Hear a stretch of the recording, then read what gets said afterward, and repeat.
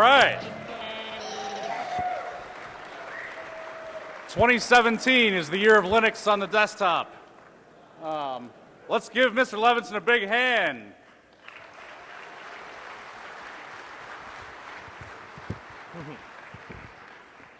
Yeah, anyone want to know why it took so long for them to switch from VGA to HDMI? Now you know the answer. All right, folks, my name is Ladar Levison. For those who don't already know who I am, I'm the owner and operator of Lavabit, an encrypted email service that suspended operations in 2013 after being forced to become complicit in a man-in-the-middle attack.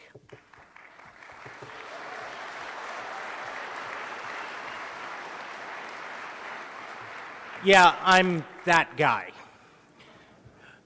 Last couple of years, I've been working on darkmail, but that is a talk for another day. What I'm here to talk about today is really to give you guys a crash course in compelled decryption law, or in technical terms, just how the Department of Justice is using the courts to force people to decrypt their data at gunpoint. Over the past 3 years, I've become an expert on compelled decryption law. I had to learn this information the hard way. Hopefully, by sharing it with you guys here today, I'll help some of you avoid some of this pain in the future. Now, before I get started, I'd like you to take note that I've compressed this presentation into approximately 3,000 seconds. Huffman encoding rules do apply. This means it may feel like you're drinking from a well-endowed fire hose, which looks something like that. But if you're at this conference and you're attending my talk, or you're taking the time to watch this at home, you're probably smart enough to drink in this information without the help of a sippy cup. The problem is easy to express. The Department of Justice has been pwned by a bunch of perverts.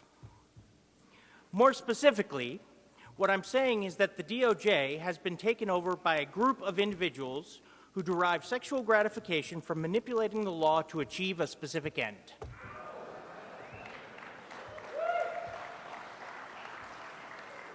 Whether those ends are a benefit or a detriment to society is in the eye of the beholder.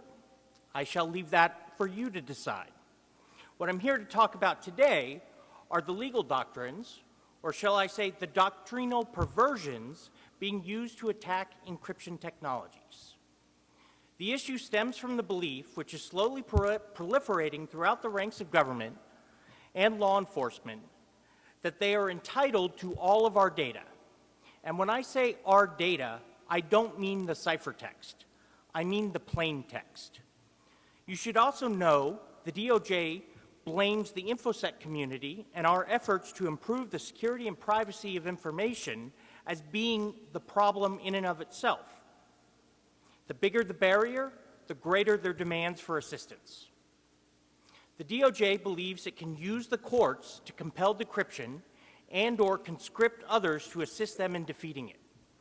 If you ascribe to their belief, then the DOJ is entitled to any information which might assist them in their investigation. The DOJ has argued they can use existing statutes to seek assistance, which in cases where Congress has not explicitly prohibited a specific action. They like to view the All Writs Act and some of the other generic language in the statutes as effectively being a blank check. The only thing standing in their way to date is the court's willingness to exercise its authority.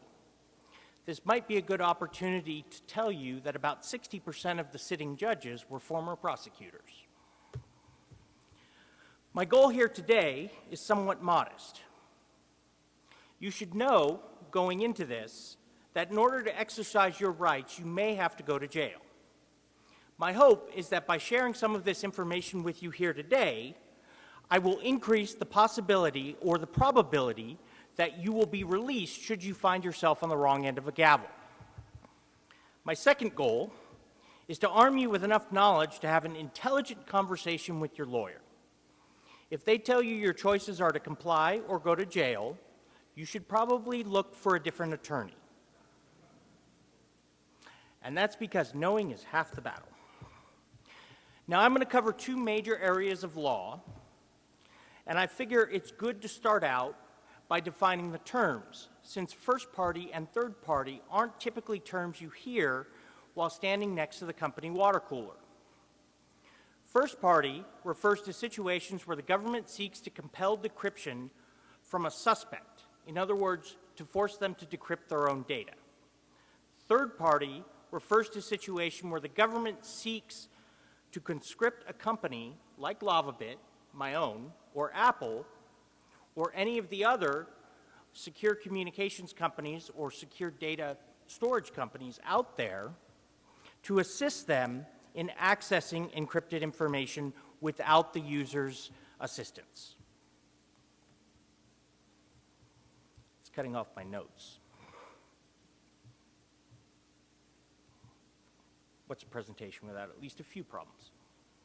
If you're wondering who the second party is, it's the government.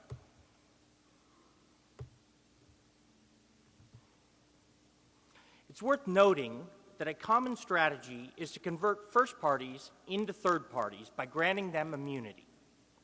The key phrase to remember here is derivative use immunity. If you believe the government is honest, then typically derivative use immunity is what you need to protect you. Your lawyer can explain the rest. On the other hand, if you believe law enforcement is dishonest and will use the information they obtain against you regardless of where they got queued on to a particular line of investigation, then no amount of immunity can truly protect you. You may find it surprising to know there is no law on the books that specifically grants law enforcement the right to compel decryption. You might find it equally surprising to know we have no right to privacy here in the United States. What we have is the Fourth Amendment, which protects our homes from search and seizure without probable cause. Now, the government has been very careful to distinguish that from a right to privacy. Yeah. I'm only going to give you half the presentation. There also aren't any Supreme Court cases yet which deal directly with compelled decryption. What we're going to be talking about are the handful of district and circuit court decisions which attempt to draw from older Supreme Court decisions which involve corollaries in the physical world to make extrapolations about how they should handle encryption in the modern day. What's important to understand about the law is that only decisions by the Supreme Court are binding upon the entire country. Decisions by an appellate court in a specific circuit would be binding upon all of the courthouses in that particular circuit. Feel free to pick out your own state and see which circuit you happen to fall in. This isn't to say that decisions in other circuits aren't relevant. Quite the contrary. Judges will often consult the opinions from other circuits before making their own decisions. Now, before I jump into the cases involving encryption, I thought it would be worth starting with two older Supreme Court cases which have been heavily cited in all of the modern day cases. The first is Fisher v. United States, and it comes from 1976. It gives us the closest thing we have to a Fifth Amendment right against self-incrimination by being forced to decrypt our data. In this particular case, an individual was being forced to surrender documents. And what the court said is that the Fifth Amendment would not be violated by the fact alone that the papers on their face might incriminate someone. For the privilege protects a person only against being incriminated by his own compelled testimonial communications. Because the documents were created voluntarily, the court held they could not be considered compelled testimonial evidence. In other words, all of the information on your hard drive already was created voluntarily, and therefore, as far as the courts are concerned, is subject to subpoena or search. The only thing standing in its way is the ability to access it. Now, in Doe v. United States in 1988, we get the origin of the current testimonial doctrine. In this Supreme Court decision, the court held that a statement is testimonial when the government compels the individual to use the contents of his own mind to explicitly or implicitly communicate some statement of fact. Now, I don't know about you, but I keep my passwords in my brain. Some people even call that my mind. Other people say it's my girlfriend. She's the one that makes all the decisions. This particular decision is rather important because what it says is it draws a distinction between information that exists only in your head versus information that might be somewhere else in the physical world. Now, what we get from a much more modern case that actually derived from the Clintons' little Whitewater scandal, everybody remember that from the 1990s, is that knowing the location of a particular document is in and of itself testimonial. How this gets applied to encryption is that the information on the drive is not protected. What's protected is whether or not you have access to it.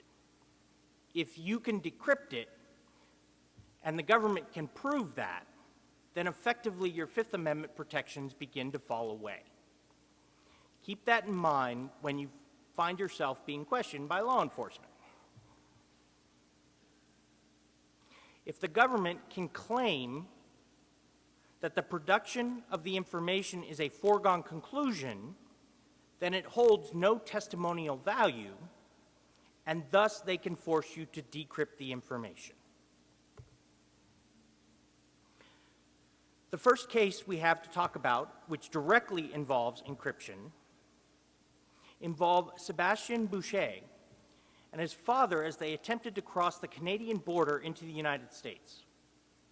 In this particular instance, one of the officers found a laptop in the back seat, and without needing to enter a password, he was able to access approximately 40,000 files on the laptop, some of which appeared to contain pornographic images. An ICE special agent then investigated further, finding thousands of images of pornography, including one labeled in a way to suggest it was child pornography. The laptop was powered down, and when the investigators tried to power it back up, they realized they could no longer access it because it was encrypted. In this particular case, they already knew what was on the drive. The only question for the courts to consider was whether or not Boucher's knowledge of the password was in fact testimonial. In other words, we create this doctrine of reasonable particularity. If the government can prove that you know how to access the information and it knows what information it's seeking ahead of time, then it can force you to decrypt your hard drive. In this particular case, the government's initial request was thrown out. It was later narrowed by the prosecutor such that he only required an unencrypted version of the drive, and he sought approval from the magistrate judge based on the foregone conclusion doctrine we discussed earlier. The district court reversed this decision, saying that you don't need to know the specific contents of the files, you just need to be able to demonstrate that the files exist. In other words, the investigator saw the file names and was able to use that to overcome the particularity and specificity requirements.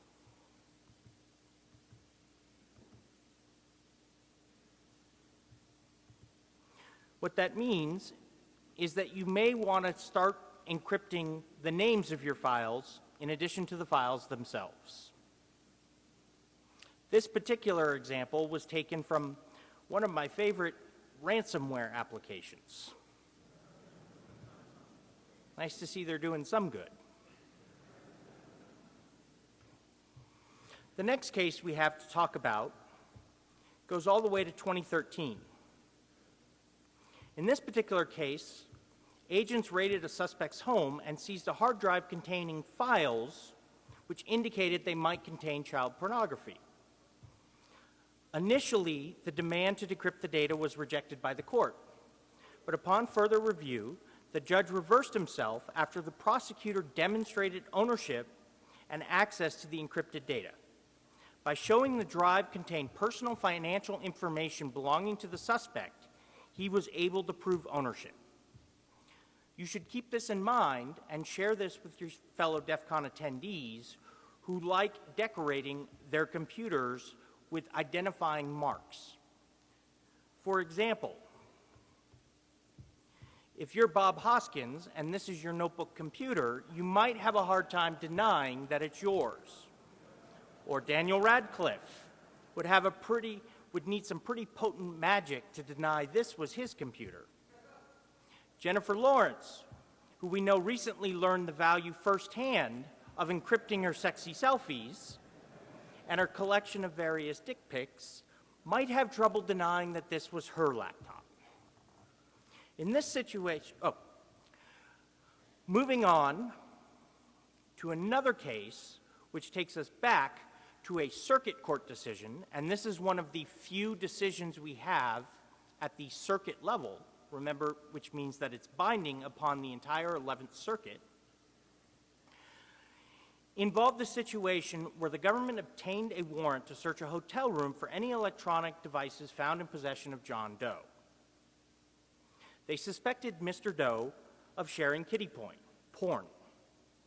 Certain portions of the drive couldn't be examined by the FBI because they were encrypted. A grand jury subpoena was issued which required Doe to produce the unencrypted contents of the hard drive. Doe claimed his Fifth Amendment right against self-incrimination. In other words, he tried to exercise the Fifth Amendment in order to protect him from being forced to testify. That testimonial exception that we talked about earlier. The government unilaterally gave him active production immunity to circumvent the claim and thus forced him to decrypt the information. Later on, the appellate court went back and reversed the decision.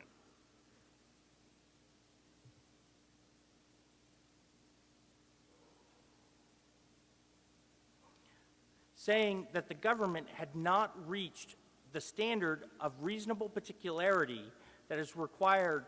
In other words, it must prove it knows the existence and location of encrypted files and offer reasonable evidence to suggest the encrypted files will contain the incriminating evidence. Unfortunately, part of the slide is cut off. Windows. I like to blame Microsoft for everything.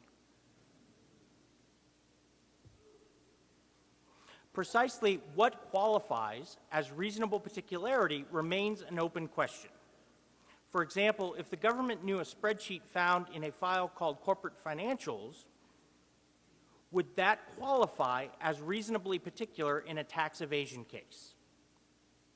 We have one of our best tests of this particular doctrine of law currently taking place in Philadelphia.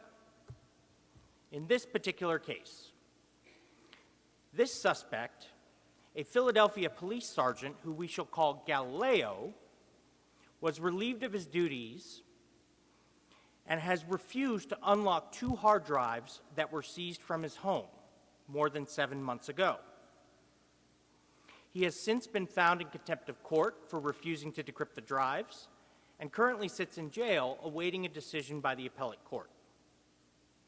In this particular case, the evidence against him consists of a sister who claims that she saw images and videos on the drive that were of underage individuals posing in a pornographic nature.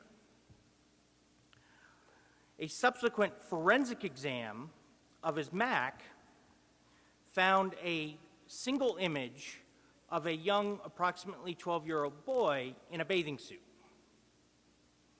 Now, what's interesting about this particular case is that they managed to decrypt the Mac by accessing his iPhone 5S, which he gave them the PIN code to voluntarily, after which investigators searched the phone and found an app on there, what they call it, secret apps, that was supposed to have protected his information. In other words, don't believe everything you hear about the protection of your information. They managed to circumvent the security of this particular app, and they found a screenshot of the recovery key for his Mac Pro. They were able to use that to access the Mac. Like I said earlier, the only incriminating evidence they found on the Mac was that singular image that may or may not have been of an underage boy who was not naked but close to it. They also found evidence in log files that he had visited various groups called Toddler CP, Lollycam, Hussy, Child Models, a few others that I can't even pronounce. Collectively, they used that as the evidence against him to compel decryption of the 2 external drives. As I said, the case is currently pending. What this particular case introduces is something that I want to make you guys aware of here today. When you print out or save off a recovery key, it is subject to subpoena and/or search by the government if they can prove its existence and know its approximate location. Now, for those who don't know, a recovery key, and in this case I'm using BitLocker from Microsoft, is basically an alternative to your password. In the case of BitLocker, it's a 48-digit number, which by my math is approximately a 160-bit key. Now, what's important to know is that initially, when BitLocker first came out, the FBI was quite concerned about it. But when they realized that every user who was going to use it was going to be creating a paper copy that would circumvent it, and the FBI could thus search a person's home and find the recovery key, it became far less of a concern.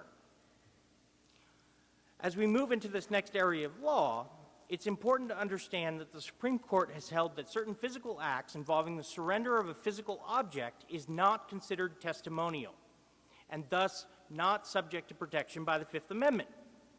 Giving a blood sample or providing a voice sample have not been considered testimonial, as they do not require the suspect to disclose any knowledge he might have about his or her guilt. What this means is that anybody who likes the iPhone Touch ID isn't very safe, which is probably about 2/3 of you. What you need to do is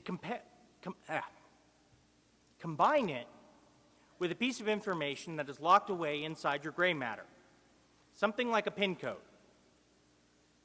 But unfortunately, what we're learning is that even a PIN code isn't necessarily safe, because the vendor can be compelled to modify the product and make it susceptible to a brute force attack. We'll talk about that more in a couple of minutes. What this all means is that what you really need to do is pair your biometric token with a strong password, at which point you should probably start to ask, what's the point of using the fingerprint in the first place? I'll just briefly say that if an external person or organization can access the information necessary to decrypt your information, in all likelihood, they will be forced to surrender it. Turning over user data or data created as a derivative of user actions is what I call ordinary assistance, and has been common for quite some time. Some of the most simple language that describes this is CALIA, which we don't have time to cover. Instead, what we're going to talk about is Smith v. Maryland very briefly. It's a case from the 1970s which involved a pen register order that was placed on a suspect's device without first receiving a warrant. And the Supreme Court later came back and said that it was legal because A, the information being collected was normally collected by the phone company, and B, there was thus no expectation of privacy. That expectation of privacy phrase is key. As a result of that particular ruling, Congress decided to pass the pen register trap and trace statutes. Now, it's important to understand that these particular statutes were passed when this is what a pen register device looked like. There is no way they could have conceived of encryption at that time, let alone that the language they had written, which required providers to provide assistance with the installation of this device, as including the necessary and requisite authority to demand an encryption key, unless you're in the Department of Justice.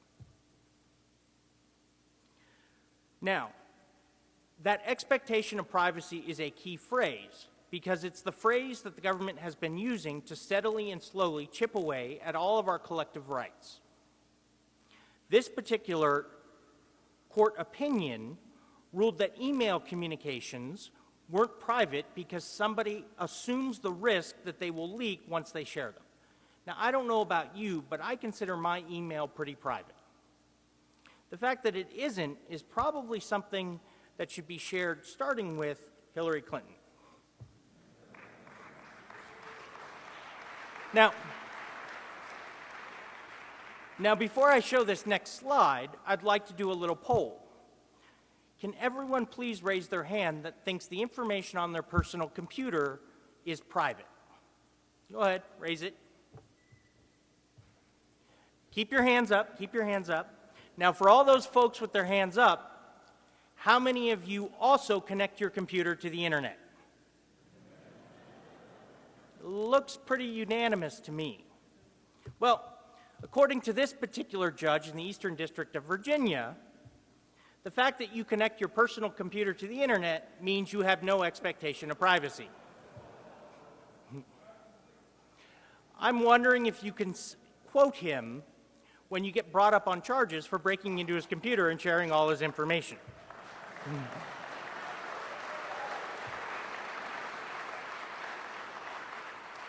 It's kind of how we work in this world. Interestingly enough, my own case happened to occur in the Eastern District of Virginia, so I'm sure my attorney, who's sitting out there amongst you, will be happy to explain this to this judge when he gets back home. Now, I'd like to briefly talk about my own case. I don't have enough time to go through all of it, but back in 2013, the FBI sought to access encrypted emails that were stored on the Lavabit servers, but which were encrypted using a scheme that made them impossible to access without knowing a user's password. Because the messages were encrypted with the user's private key and the private key was secured with the user's password, the FBI sought to intercept that password by compelling the disclosure of my TLS key and then conducting a man-in-the-middle attack. Once they had the password, they could, in combination with the encrypted user data and the source code, reverse the encryption process. I think that's my lawyer calling me, telling me to shut up. To justify this action, the FBI relied on 3 different authorities: the power to subpoena, which they later withdrew, the technical assistance of the pen register trap and trace statutes. Mind you, that particular language was written when the device I showed previously was state-of-the-art, and by relying on the Stored Communications Act, by claiming that the encryption key belonging to the business was somehow associated with the particular user, and that I couldn't be the one to collect the metadata because not only did they not trust me, but that I couldn't provide it to them in real time. Instead, they sought to access the information themselves. Now, it doesn't take a rocket scientist to realize that they probably wanted to do more than they were actually authorized to do. Because as Mr. Hayden points out, once you have access to a network, you implicitly have the ability to modify the information that goes across it. We have a second case to discuss, which made a number of headlines earlier this year, and it involved the mobile phone. While an initial reading of the headlines may have made the case seem innocuous, a careful reading showed the true colors of the litigation. Specifically, that the FBI was relying on a law from 1789 to claim that they had the authority to compel Apple to modify their products so that their security could be bypassed. Now, while I can't prove it, it certainly wouldn't surprise me to learn that the DOJ attorneys who devised this particular strategy were assisted by a powerful hallucinogenic. After all, any attorney can make a good argument. Only an honest one will tell you what the odds are of you actually winning that argument. With the DOJ, they have an approximate annual budget of around $27 billion and over 110,000 people on the payroll. They can afford to take some leaps of faith. The rest of us, on the other hand, have to pay for our indulgences. Like the Lavabit case, the DOJ sought to use Apple's source code and encryption keys to circumvent encryption, and then blamed the resulting litigation on Apple, making their products more secure. Now, I originally entitled this particular section, "How Far Will They Go?" But in June, the target of my particular case was unsealed. So I decided to change it to "How far did they go in their pursuit of Mr. Snowden in my particular case?" Now, Snowden has stated on several occasions that he would be willing to return to the United States and face a jury of his peers and receive punishment for his crimes, but he doesn't believe he would receive a fair trial. I can attest to that fact, because I appeared before the very same judge and across from the very same prosecutor that he would face. Now, I'd like to start my exhibits by showing you this particular order to show cause for failing to allow the installation of the pen register device.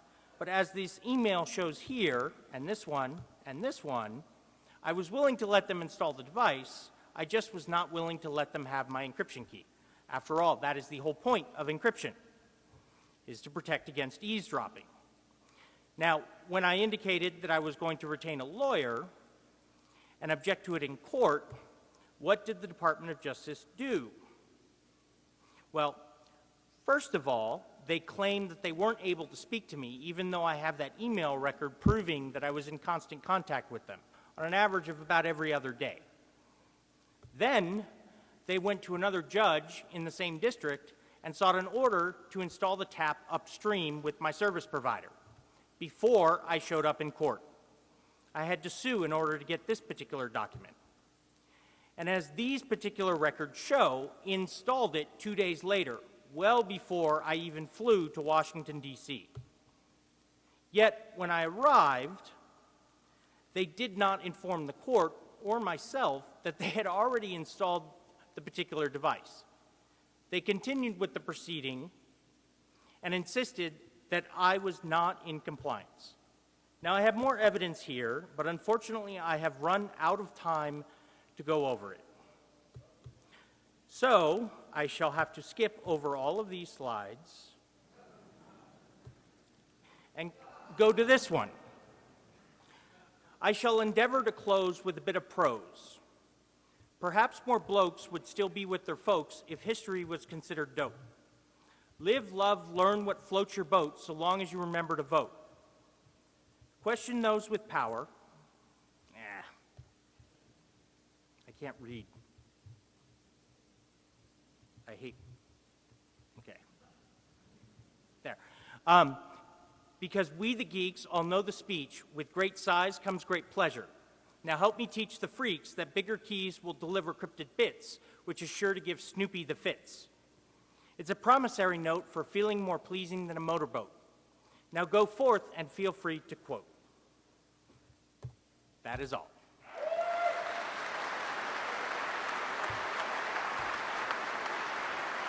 I think you've got like 10 minutes.